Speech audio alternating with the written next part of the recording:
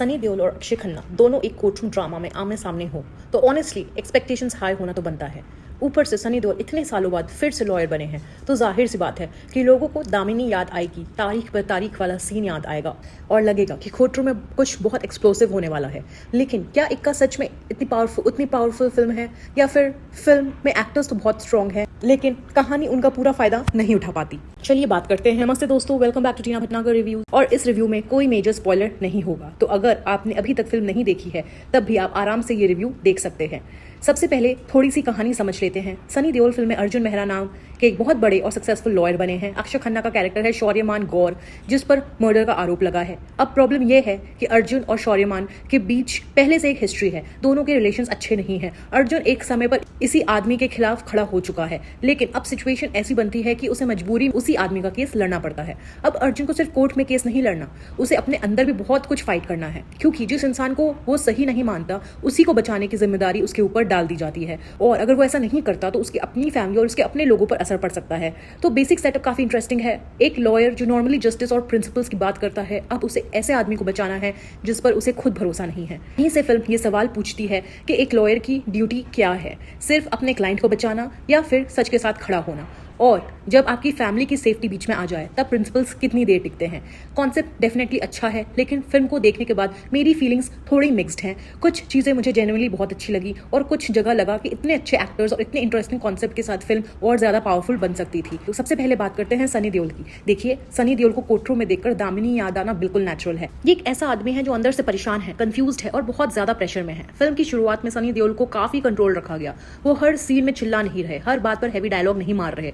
कई जगह वो सिर्फ अपने एक्सप्रेशंस और साइलेंस से कैरेक्टर की परेशानी दिखाते हैं। और ऑनेस्टली मुझे सनी देओल का ये कंट्रोल साइड अच्छा लगा, क्योंकि हम उन्हें mostly loud and angry roles में देखते आए हैं। यहाँ जब वो कम बोलते हैं तब भी उनकी प्रेजेंस फील होती है। लेकिन ऑब्वियसली फिल्म मेकर्स को पता है कि ऑडियंस सनी देओल से क्या चाहती है, तो जैसे जैसे फिल्म आगे बढ़ती है हमें उनका वही पावरफुल और लाउड साइड भी देखने को मिलता है। कोर्टरूम में उनकी आवाज उठती है, डायलॉग्स हैवी होते हैं और कुछ सीन्स क्लियरली उनके फैंस को ध्यान में रखकर बनाए गए हैं। अब ये चीज आपको पसंद आएगी या नहीं, ये आपके टेस्ट पर डिपेंड करता है। अगर आपको सनी देओल का पुराना पावरफुल स्टाइल पसंद है तो आप इन सीन्स को एंजॉय करेंगे। लेकिन अगर आप बहुत रियलिस्टिक कोर्टरूम ड्रामा देखने बैठे हैं तो कुछ जगह आपको लगेगा कि फिल्म थोड़ी ज्यादा ड्रामेटिक हो रही है। मेरे हिसाब से सनी देओल ने अपना काम पूरी ऑनेस्टी से किया है। प्रॉब्लम उनकी परफॉर्मेंस में नहीं है। प्रॉब्लम यह है कि राइटिंग कभी उनके कैरेक्टर को बहुत सीरियस और रियलिस्टिक रखती है और कभी अचानक उसे फुल बॉलीवुड मोड में डाल देती है। अब बात करते हैं अक्षय खन्ना की। ऑनेस्टली फिल्म में मेरा ध्यान सबसे ज्यादा अक्षय खन्ना ने खींचा। अक्षय खन्ना ऐसे एक्टर हैं जिन्हें बहुत ज्यादा डायलॉग देने की जरूरत ही नहीं पड़ती। वो बस सामने वाले को जिस तरह देखते हैं, हल्का सा स्माइल करते हैं या फिर एकदम साइलेंट हो जाते हैं, उससे ही आपको लगता है कि इस आदमी के दिमाग में जरूर कुछ चल रहा है। शौर्यमान का कैरेक्टर शुरू से ही ऐसा रखा गया है कि आप उस पर पूरी तरह ट्रस्ट नहीं कर पाते। कभी लगता है कि शायद ये इनोसेंट है, कभी लगता है कि नहीं ये बहुत स्मार्ट है और सबको यूज कर रहा है। कभी वो हेल्पलेस दिखाई देता है और अगले ही सीन में लगता है कि शायद पूरे गेम का कंट्रोल उसी के हाथ में है। ये कंफ्यूजन फिल्म के फेवर में काम करती है और इसका क्रेडिट अक्षय खन्ना को जाता है। लेकिन एक बात मैं जरूर कहूंगी, अक्षय खन्ना को हम पहले भी ऐसे मिस्टीरियस और थोड़ा अनप्रेडिक्टेबल कैरेक्टर्स में देख चुके हैं, तो कुछ ज्यादा उनका कैरेक्टर नया नहीं लगता। उनके एक्सप्रेशंस, उनकी स्लो डायलॉग डिलीवरी और वो हल्की सी स्माइल आपको उनके पुराने रोल्स की याद दिला सकती है। फिर भी जब भी वो स्क्रीन पर आते हैं स्क्रीन इंटरेस्टिंग हो जाता है। सनी देओल और अक्षय खन्ना के साथ वाले सीन्स फिल्म की जान है। दोनों का एक्टिंग स्टाइल बिल्कुल अलग है। सनी देओल इमोशंस और एनर्जी सीन को पकड़ते हैं, अक्षय खन्ना साइलेंस और एक्सप्रेशन से। एक लाउड है, दूसरा काम है, और दोनों का यही डिफरेंस उनके आमने सामने वाले सीन्स को इंटरेस्टिंग बनाता है। मुझे ऑनेस्टली लगता है कि फिल्म को इन दोनों के बीच और सीन्स देने चाहिए थे, क्योंकि जब दोनों साथ होते हैं फिल्म का लेवल अपने आप ऊपर चला जाता है। अब तिलोत्तमा शोम की बात करें तो वो पब्लिक प्रोसिक्यूटर बनी है। तिलोत्तमा हमेशा की तरह बहुत नेचुरल लगी है। वो लॉयर के रोल में सनी देओल की तरह लाउड नहीं है। उनका तरीका ज्यादा काम और डायरेक्ट है।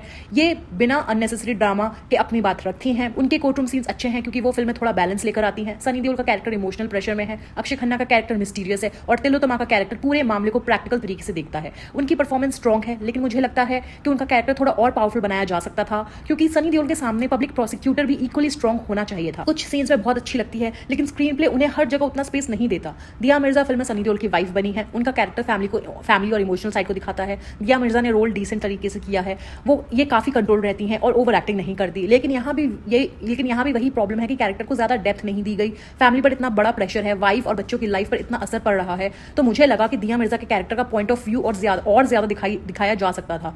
ये सिचुएशन को किस तरह देख रही हैं, अपने हस्बैंड के डिसीजंस को लेकर उनके मन में क्या चल रहा है, उनका डर, उनकी नाराजगी, उनका कंफ्यूजन, इन सब पर फिल्म थोड़ा और टाइम स्पेंड कर सकता था। अब आते हैं कहानी और स्क्रीन प्ले पर। फिल्म की शुरुआत इंटरेस्टिंग है, सेटअप आपको क्यूरियस करता है कि आखिर अर्जुन को शौर्यमन का केस लड़ने के लिए मजबूर कैसे किया जा रहा है और दोनों के बीच पास में क्या हुआ था। फिल्म धीरे धीरे सारी इन्फॉर्मेशन देती है, लेकिन फर्स्ट हाफ थोड़ा स्लो है, और स्लो फिल्म होने में कोई प्रॉब्लम नहीं है। प्रॉब्लम तब होती है जब कुछ सीन्स कहानी को आगे बढ़ाने की जगह एक ही बात रिपीट करते रहते हैं। फिल्म बार बार आपको ये बताती है कि अर्जुन प्रेशर में है, शौर्यमन पावरफुल है और दोनों के बीच बहुत पुरानी दुश्मनी है। ऑडियंस ये बात जल्दी समझ जाती है, इसलिए कुछ सीन्स शॉर्ट किए जा सकते थे। फिल्म लगभग 2 घंटे 20 मिनट की है और ऑनेस्टली एडिटिंग थोड़ी टाइट हो सकती थी तो फिल्म ज़्यादा एंगेजिंग होता। कोर्टरूम वाले पार्ट्स शुरू होते हैं तब फिल्म बेटर होती है। क्वेश्चंस, विटनेसेस, एविडेंस और दोनों साइड्स के आर्ग्यूमेंट्स इंटरेस्ट बनाए रखते हैं। कुछ ट्विस्ट्स अच्छे हैं और आपको सोचने पर मजबूर करते हैं कि आखिर सच क्या है। लेकिन अगर आपने बहुत सारे मर्डर मिस्ट्रीज और कोर्टरूम ड्रामास देखे हैं तो कुछ चीज़ें आपको पहले से समझ आ सकती हैं। ऐसा नहीं है कि हर ट्विस्ट बहुत शॉकिंग है, कुछ रिवील्स अच्छे हैं, लेकिन कुछ रिवील्स फिल्म जिस तरह प्रेजेंट करती है उतने सरप्राइजिंग एक्चुअली है नहीं। कई बार नॉर्मल कॉन्वर्सेशन ज़्यादा पावरफुल होती हैं, हर बात को डायलॉग बनाना ज़रूरी नहीं होता, और इक्का में कुछ जगह यही प्रॉब्लम है। फिल्म का टोन भी थोड़ा कंफ्यूज्ड है, कभी आपको लगता है कि आप सीरियस और रियलिस्टिक कोर्ट ड्रामा थ्रिलर देख रहे हैं, फिर अचानक कोई बहुत ड्रामेटिक सीन आ जाता है जहां फिल्म टिपिकल बॉलीवुड जोन में चली जाती है, फिर दोबारा सीरियस हो जाती है। ये बैलेंस हर जगह सही नहीं बैठता। डायरेक्शन सिद्धार्थ मल्होत्रा का है, उन्होंने एक्टर्स को अच्छी तरह हैंडल किया है, स्पेशली सनी देओल को सिर्फ उनकी ओल्ड इमेज के भरोसे नहीं छोड़ा गया, उनके कैरेक्टर को इमोशंस और वीकनेस भी दी गई है। अक्षय खन्ना को भी सिर्फ सिंपल विलन की तरह नहीं दिखाया गया, उनके कैरेक्टर में कई लेयर्स रखी गई हैं, लेकिन राइटिंग इन लेयर्स को पूरी तरह एक्सप्लोर नहीं करती। फिल्म बहुत सारे क्वेश्चंस उठाती है, क्या लॉ और जस्टिस हमेशा सेम होते हैं? क्या एक लॉयर को ऐसे इंसान को भी बचाना चाहिए जिसे वो गिल्टी मानता है? क्या फैमिली को बचाने के लिए गलत रास्ता लेना सही हो सकता है? लेकिन फिल्म इन क्वेश्चंस पर बहुत डीपली बात करने की बजाय कई बार ड्रामा की तरफ चली जाती है। कोर्टरूम सीन्स डिसेंट है, लेकिन अगर आप सेक्शन 375 पिंक, सिर्फ एक बंदा काफी है या दूसरी स्ट्रॉन्ग कोर्टरूम फिल्म्स देख चुके हैं तो इक्का आपको उतनी शार्प नहीं लगेगी। ये फिल्म पूरी तरह लीगल प्रोसीजर पर बेस्ड नहीं है, ये लीगल ड्रामा के साथ फैमिली ड्रामा और रिवेंज थ्रिलर भी है, तो एक्सपेक्टेशंस उसी हिसाब से रखिए। टेक्निकल साइड की बात करें तो फिल्म देखने में ठीक लगती है। कोर्टरूम, ऑफिसेज और घर का सेटअप नेचुरल है। कैमरा मोस्टली कैरेक्टर्स और उनके रिएक्शन पर फोकस करता है। बैकग्राउंड म्यूजिक कुछ सीन्स में टेंशन क्रिएट करता है, लेकिन जैसे मैंने कहा इमोशनल सीन्स में थोड़ा ज्यादा हो जाता है। फिल्म में सॉन्ग से अननेसेसरी रोमांटिक ट्रैक डालकर कहानी को डिस्ट्रैक्ट नहीं किया गया, जो अच्छी बात है। अगर आप फिल्म ऑलरेडी देख चुके हैं तो कमेंट्स में जरूर बताइए कि आपको फिल्म कैसी लगी और सनी देओल और अक्षय खन्ना में से किसकी परफॉर्मेंस आपको ज्यादा पसंद आई। आपका क्या ओपिनियन है कमेंट में जरूर शेयर कीजिएगा। वीडियो पसंद आए तो इसको लाइक कीजिए, शेयर कीजिए और ऐसे ही ऑनेस्ट स्पॉइलर फ्री रिव्यूज के लिए चैनल को सब्सक्राइब जरूर करें। मिलते हैं नेक्स्ट रिव्यू में। Thank you for watching, take care and bye.